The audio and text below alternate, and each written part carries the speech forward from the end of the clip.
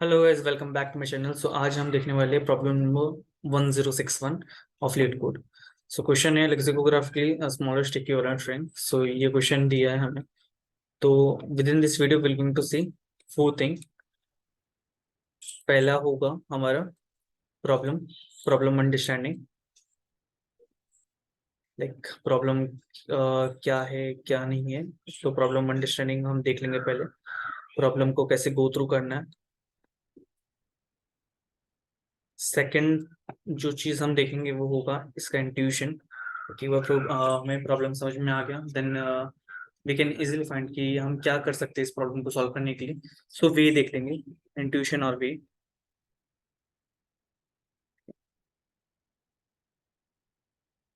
Intuition और way. Third thing will going to see is approach. एक बार problem हमने पढ़ा, फर्स्ट लाइक समझा क्या है प्रॉब्लम, देन हमने उसका इंट्यूशन या वे हम कैसे सॉल्व कर सकते हैं, क्या क्या वेज हो सकते हैं पॉसिबल वे। देन उसके बाद हम देख लेंगे अप्रोच क्या होगा, एक्चुअल अप्रोच क्या हो सकता है या ऑप्टिमल अप्रोच क्या होगा इसको सॉल्व करने का। The third thing what we can do is, sorry, fourth thing what we can do is tips and tricks if होगा तो, लाइक अगर इस प्रॉब्लम के लिए कुछ टिप्स और ट्रिक्स हुए तो वो देख लेंगे। एंड फिफ्थ हम देख लेंगे सोल्यूशन विथ जावा कोड। सो ये सब चीज हम ये वीडियो में देखेंगे, solution with Java code. Problem देख लेते हैं, प्रॉब्लम में क्या क्या दिया है। सो प्रॉब्लम बोला है कि हमारे पास दो स्ट्रिंग है S1 S2, एंड दोनों की लेंथ सेम है, लाइक इवन एक और स्ट्रिंग है बेस str, इसकी भी लेंथ सेम है विथ S1 एंड S2। सो हमें लाइक लेंथ चेकिंग का कुछ कंडीशन तो डालना नहीं होगा। S1 दिया है, S2 दिया है, एंड एक बेस करके बेस str करके एक स्ट्रिंग दिया है। ये मेरा बेस str है।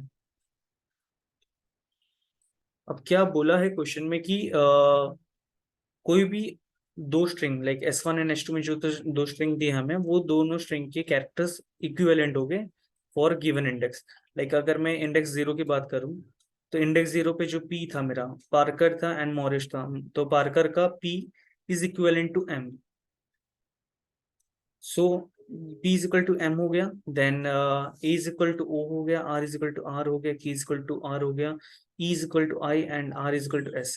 ये तो हमें बोला है। एंड थर्ड थिंग हमें कुछ लॉस बोले हैं कि जो हमें लाइक रिमेम्बर करने व्हाइल अप्रोचिंग दिस क्वेश्चन, कि ये ना क्या क्या है वो लॉस देख लेते हैं। रिफ्लेक्सिविटी है, सिमेट्री है, ट्रांसिविटी है। So A is equal to A, अगर है ना कभी भी हमारा दो character A is equal to A, ये तो हमें मालूम है, one is equal to one होता है। तो इसको ये जो लाइक लॉ इसको जस्टिफाई करता है उसको बोलते हैं रिफ्लेक्सिविटी। सो रिफ्लेक्सिविटी हमारी पहली लॉ है। सेकंड लॉ जो दिया है सिमेट्री, अगर मैं A is equal to B बोलूँ and B is equal to A बोलूँ, तो ये मेरी सिमेट्री हुई, क्योंकि अगर है ना मैं बोल रहा हूँ कि ना ए इज इक्वल टू बी है, तो बी इज इक्वल टू ए भी तो है। ये मेरी सिमेट्री लॉ होगी। The third law which has been given in the question is transitivity. So transitivity क्या है कि a is equal to b and b is equal to c है, तो a is equal to c भी होगा। Implicitly ये a is equal to c होगा, तो ये यहाँ पर दिया है ट्रांसिटिविटी प्रॉपर्टी के अकॉर्डिंग।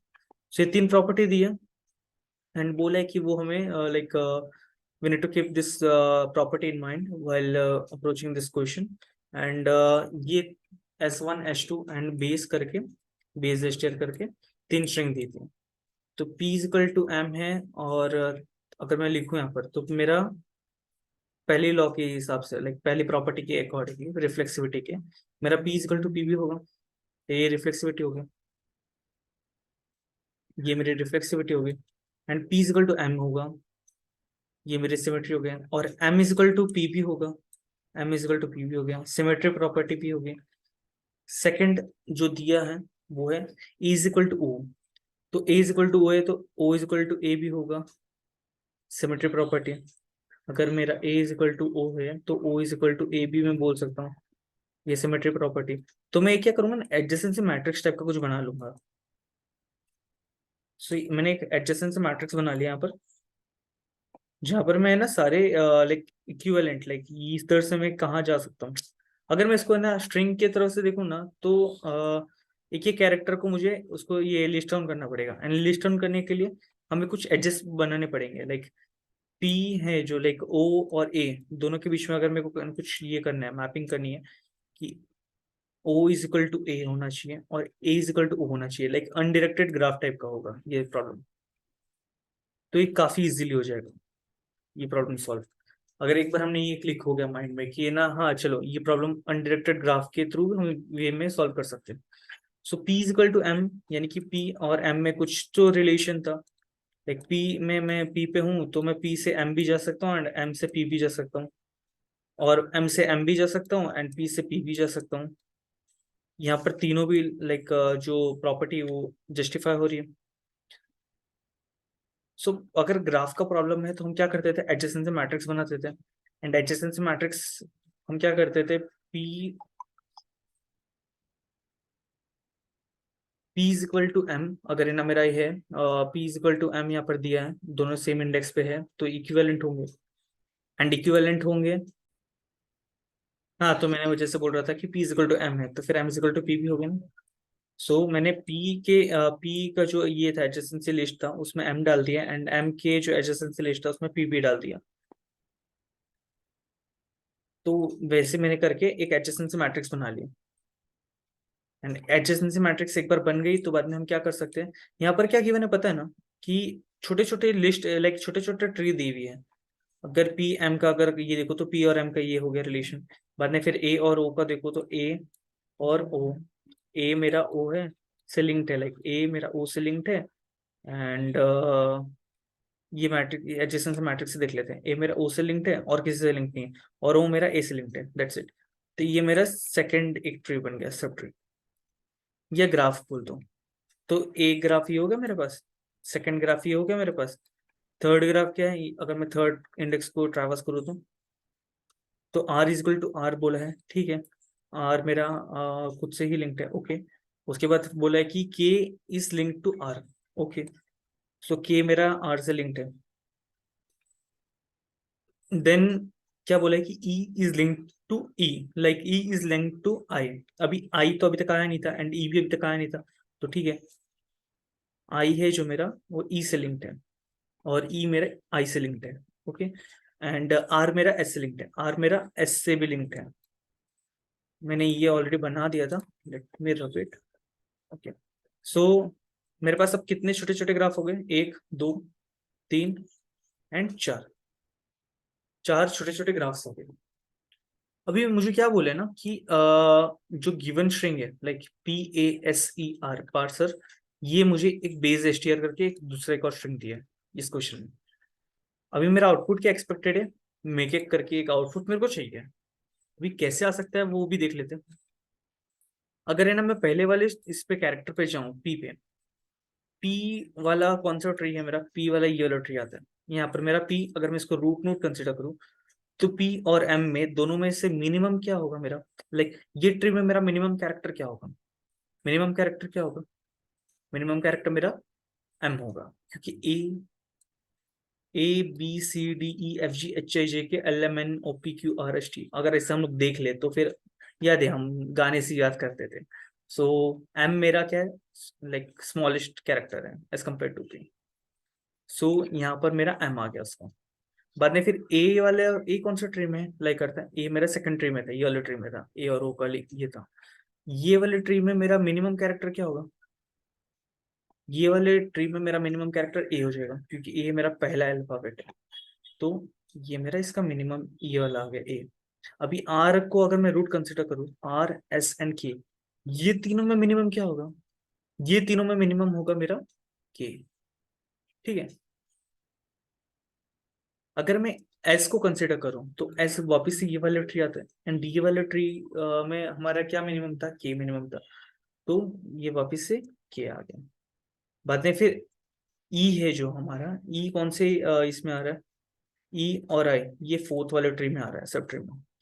अभी हमने देखा कि ये ना E F G, HI, okay. So मेरा पहला अल्फाबेट क्या आ रहा है, लाइक छोटा अल्फाबेट कौन सा? ई है ना, इसलिए हमने यहाँ पर ई लिया। देन आर कौन सा ट्री में लाई कर रहा है? आर मेरा थर्ड ट्री में लाई कर रहा था, एंड यहाँ पर मेरा मिनिमम था के। सो जो मेरा आउटपुट गिवन, लाइक जो मेरा आउटपुट एक्सपेक्टेड है वो है मेक इट, ये बेस स्ट्रिंग के लिए। तो पहले है ना देख लेते हैं, एक छोटा सा क्विक समराइज कर लेते हैं क्या करना है। सो दो जो स्ट्रिंग दिए ना आपको, S1 एंड S2, उससे ना एडजेसेंसी मैट्रिक्स बना लो, पहला काम। एडजेसेंसी मैट्रिक्स बना लो।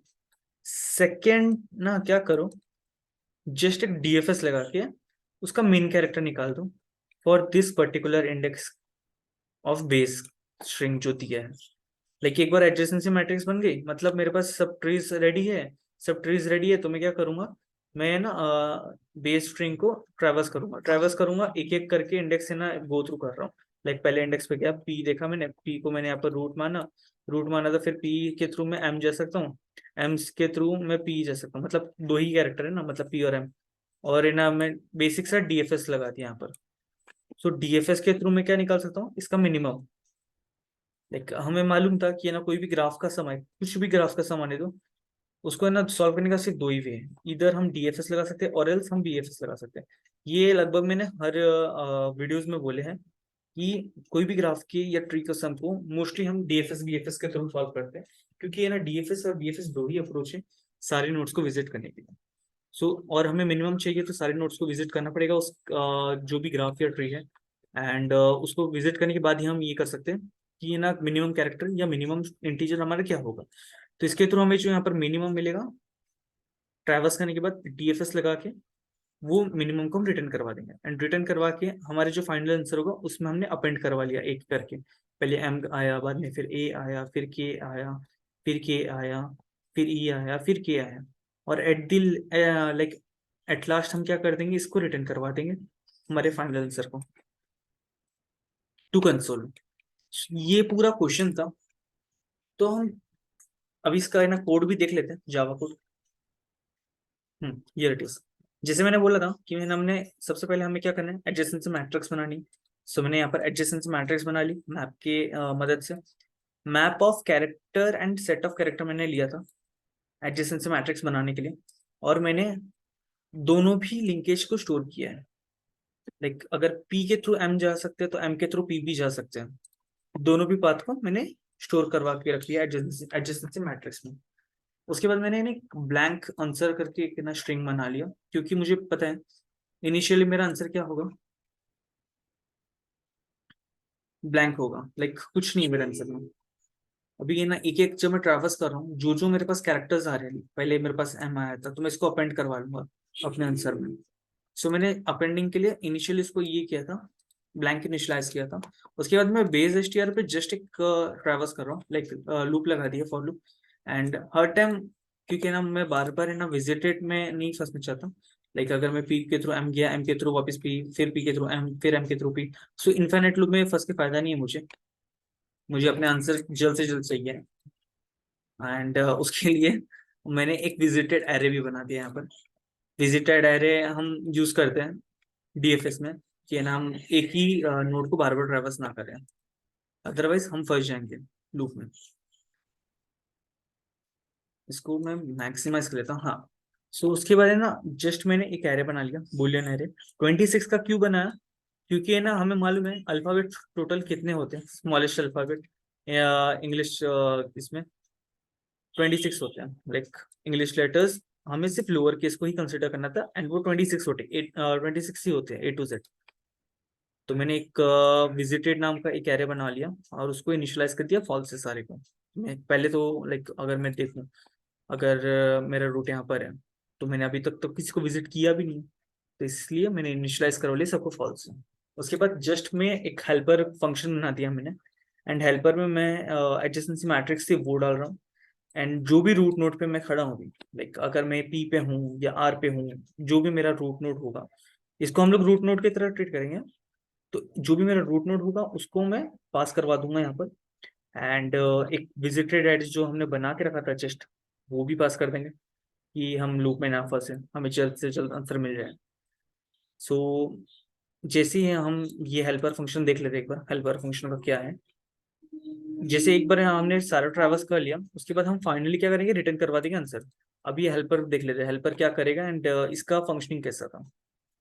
एज मैंने बोला था कि हम डीएफएस यूज कर रहे हैं, सो जस्ट मैंने फॉर लूप लगा दिया है उसके चाइल्ड पे, लाइक जो भी करंट होगा उसके चाइल्ड पे एक लूप लगा दिया एंड विजिट करना है मुझे सारे चाइल्ड को एक एक करके। लाइक अगर मैं यहाँ पर देखूं,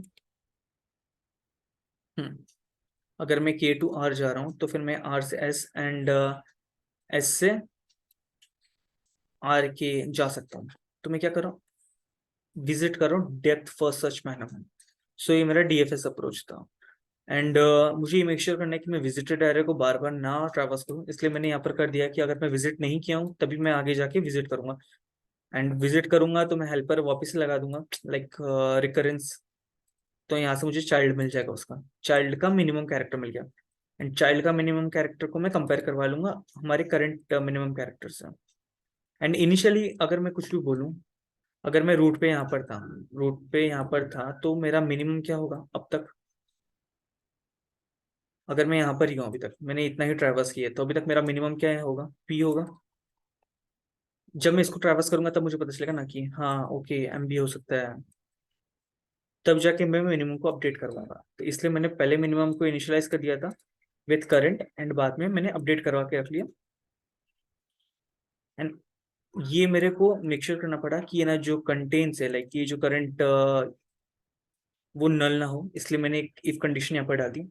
एंड इसको सबमिट करके देख लेते हो कोड को। क्वेश्चन काफी इजी था, जस्ट हमें डीएफएस लगाना था बार बार हर कैरेक्टर के ऊपर, बेस एसटीआर के ऊपर, एंड चेक करना था कि लाइक उसका मिनिमम कैरेक्टर क्या हो सकता है उस ट्री में या उस ग्राफ में। बस ये ट्री भी नहीं बोलूंगा मैं, साइक्लिक है यहाँ पर तो मैं ट्री नहीं बोलूंगा, ये ग्राफ के क्वेश्चन थे। तो इसकी टाइम कॉम्प्लेक्सिटी देख लेते हैं। सो एज मैंने बोला कि हम हर एक एलिमेंट को, लाइक जितने भी एन नंबर ऑफ एलिमेंट्स होंगे सबको ट्रैवर्स कर रहे हैं और सब पे डीएफएस लगाया, लाइक उसको भी हम के टाइम, लाइक के एलिमेंट का लिंकेज हो सकता है तो एन इंटू के का टाइम कॉम्प्लेक्सिटी हो सकता है। एंड वर्स्ट केस सिनेरियो में N into N, that is N square का टाइम कॉम्प्लेक्सिटी जाएगा ये वाला क्वेश्चन का। Okay then, thanks for watching this video, do subscribe our channel for more updates.